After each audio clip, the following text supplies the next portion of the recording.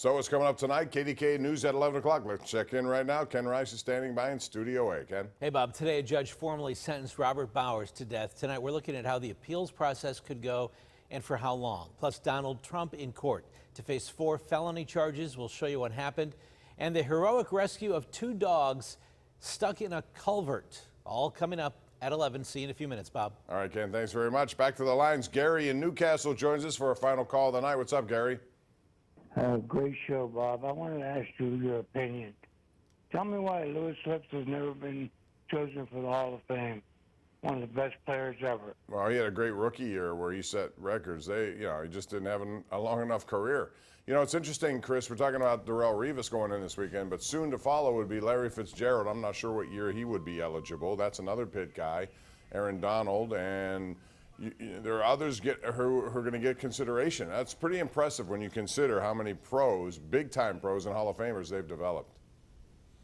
Pitt exists in a very weird place in the college football landscape where reliably they churn out first-round picks, guys who end up making a pretty big impact in the NFL, and yet very rarely does a season happen where they put it all together and are a significant player on the national stage. You didn't even mention LaShawn McCoy, who's an all-decades running back and a guy I think who's very much fringe Hall of Fame worthy.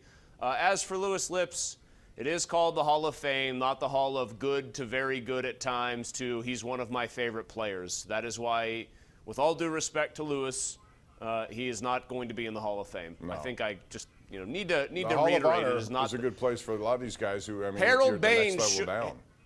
Yeah, Harold Baines should not be in the Baseball Hall of Fame. Let's not water it down any more than it already is, folks. Come on. It should be a special honor. Darrelle Revis is one of the 15 best corners who's ever lived.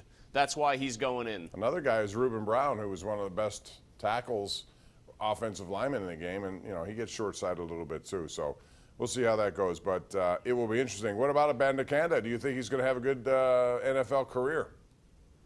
I think he's going to get a chance to play early and to actually get significant snaps with the Jets, and I think he's a no-nonsense, straight-ahead runner with some breakaway speed. I think guys like that end up having good NFL careers. I expect him to do pretty well in the league because I don't think there's necessarily a lot of flash, but that might work to his advantage. Elijah Cansey's another one from Pitt, first-round pick this year. We're not going to see him, though, in Tampa, from what I understand, so that's a shame. I wanted to see him in action. That's going to do it. Chris, thanks very much. Good week. We'll see you again next week. In the meantime, join us tonight, KDKA News at 11 o'clock. Tomorrow night, back here at 10:35, there's Friday Night Lights in Latrobe, and then we have another special coming at you at 11:35 on Saturday night. It's called Steelers All Access, training camp of the Steelers. Good night. We'll see you again tomorrow.